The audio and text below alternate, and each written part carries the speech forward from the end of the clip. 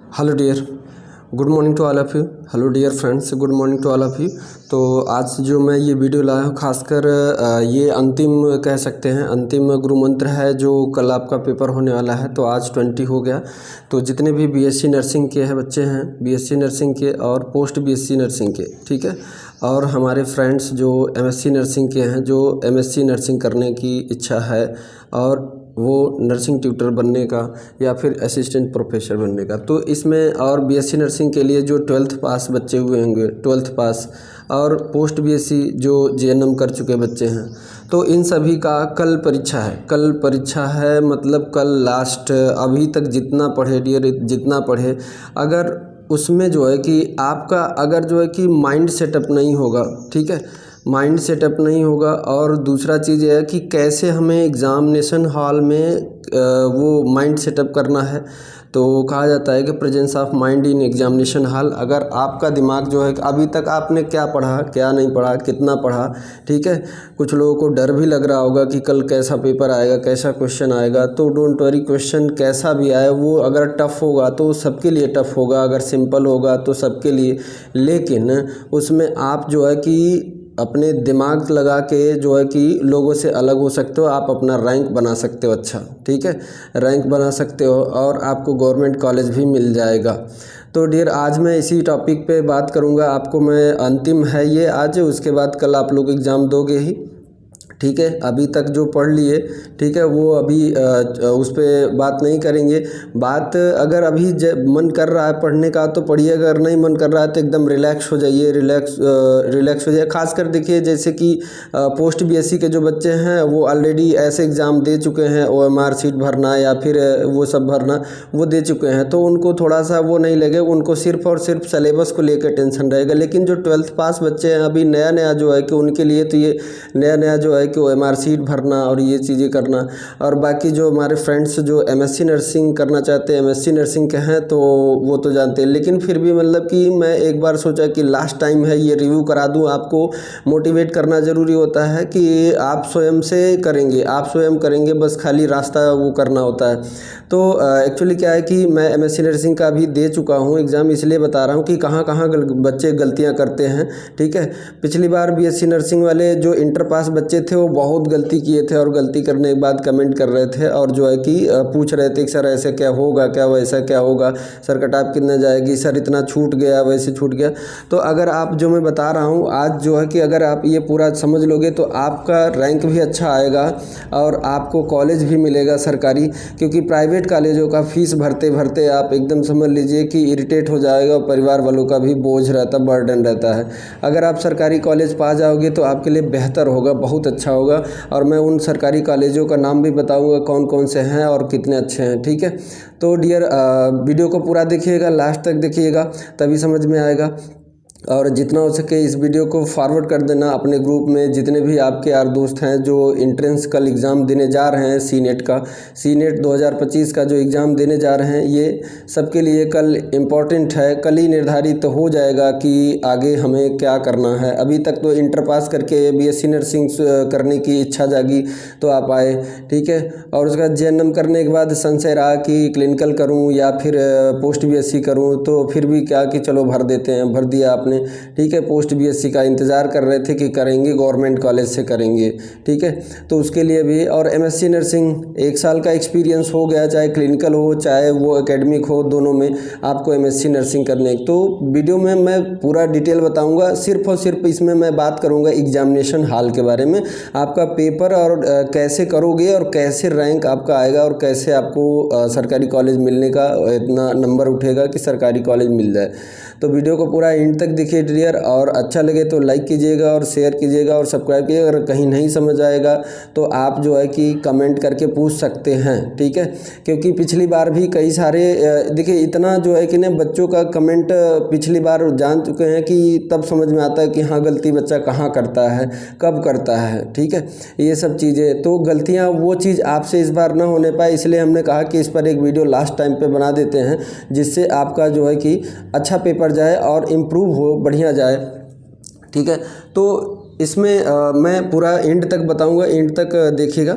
तो चलिए स्टार्ट करते हैं। अब हम पोस्ट बीएससी स्टूडेंट के लिए बात करता हूं, ठीक है। पोस्ट बीएससी, तो पोस्ट बीएससी का भी वही है, टाइमिंग सबका वही है, ठीक है।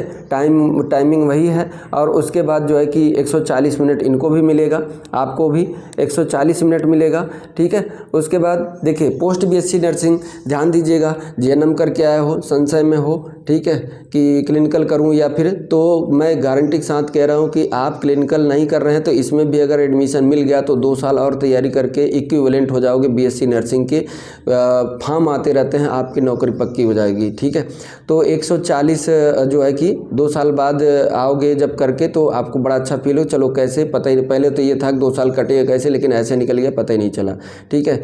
तो जितने भी जीएनएम कर चुके हैं बच्चे, उनके लिए पोस्ट बीएससी, तो उसमें 140, देखिए आपको क्वेश्चन कितना है, 120 है, ठीक है, और 140 मिनट मिलेगा। उसके बाद देखिए 140 मिनट में आपका 10-5 मिनट इधर उधर चला जाएगा तो 120 मिनट। निगेटिव मार्किंग है नहीं।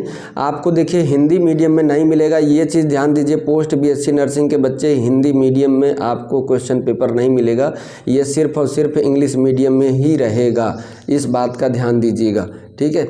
उसके बाद अब आइए, मैं आपके सलेबस की बात कर रहा हूँ, सलेबस की बात कर रहा हूँ। तो कैसे सलेबस को अटेम्प्ट करना है, क्वेश्चन कैसे अटेम्प्ट करना है, किस सेक्शन में ज़्यादा, ठीक है। तो देखिए डियर, इसमें सलेबस में है आपका मेडिकल सर्जिकल नर्सिंग है, कम्युनिटी हेल्थ नर्सिंग है, मेंटल हेल्थ नर्सिंग है, चाइल्ड हेल्थ नर्सिंग है और मिडवाइफरी है। फिर सेक्शन बी में क्या है, बायो साइंस है, नर्सिंग फाउंडेशन है, बिहेवियर साइंस है। सेक्शन सी में कंप्यूटर एजुकेशन, इंग्लिश है, नर्सिंग एजुकेशन है, introduction to research and static है, professional trend and adjustment and nursing administration ward management.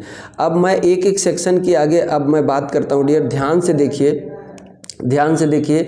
तो इसमें पहले कट ऑफ की बात कर लूँ कि कट ऑफ आपका कितना होगा। तो आप जो है कि देखिए प्राइवेट कॉलेज में फ़ीस बहुत ज़्यादा लगेगी, वैसे भी जीएनएम प्राइवेट से करके आए हैं, फ़ीस इतना ज़्यादा भर चुके हैं कि अब कुछ बच्चे तो डर गए, फॉर्म ही नहीं भरे कि प्राइवेट से कौन करेगा, इतना पैसा कहाँ से आएगा, ठीक है, इसलिए वो नहीं भरे। उसके बाद जो है कि देखिए इसमें परसेंटाइल की बात करें जनरल के लिए, तो जनरल के लिए देखिए 50% है, 50% यानी 120 में से कितना लाना है, तो 60 नंबर, ठीक है, 60 नंबर। और उसका जनरल पीडब्ल्यू से है तो 48, ठीक है, 48 नंबर लाना है, ठीक है। उसके बाद जो है कि 45 में से हाँ, उसके बाद SC ST OBC के लिए कितना लाना है, 45 मार्क लाना है, कितना, 45 मार्क लाना है। तो ये क्वालिफाइंग मार्क है, इतना क्वालिफाई हो जाएंगे तो आपको प्राइवेट कॉलेजों में एडमिशन मिल जाएगा।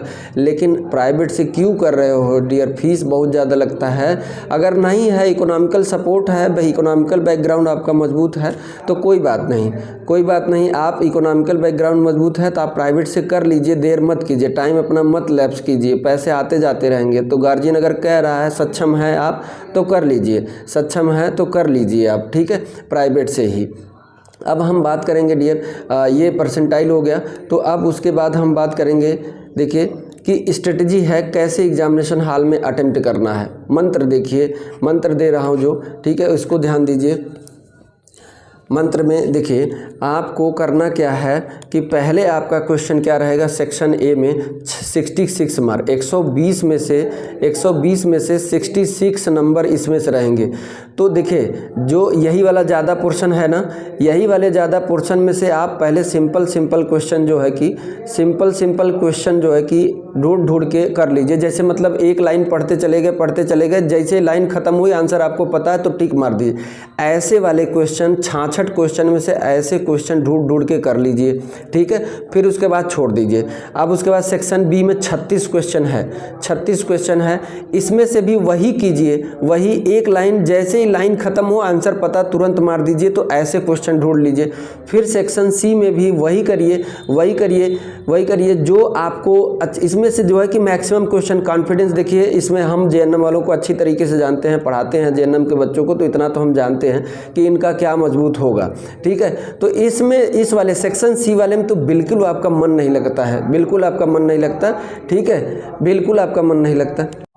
तो डियर इसमें तो नर्सिंग जो है कि ये वाला पोर्शन सेक्शन सी वाले में 18 नंबर ही रहेगा डियर, इसके पीछे उतना ज़्यादा मत भागिएगा। मैं कह रहा हूँ 66 नंबर इसमें है, तो कोशिश करिए इसमें कम से कम गलती हो, कम से कम गलती हो। रैंक के लिए बात कर रहा हूँ, रैंक लाना चाहते हो तो, नहीं तो माइनस मार्किंग नहीं है, सब चीज़ 120 के 120 करके तो आओगे, ठीक है।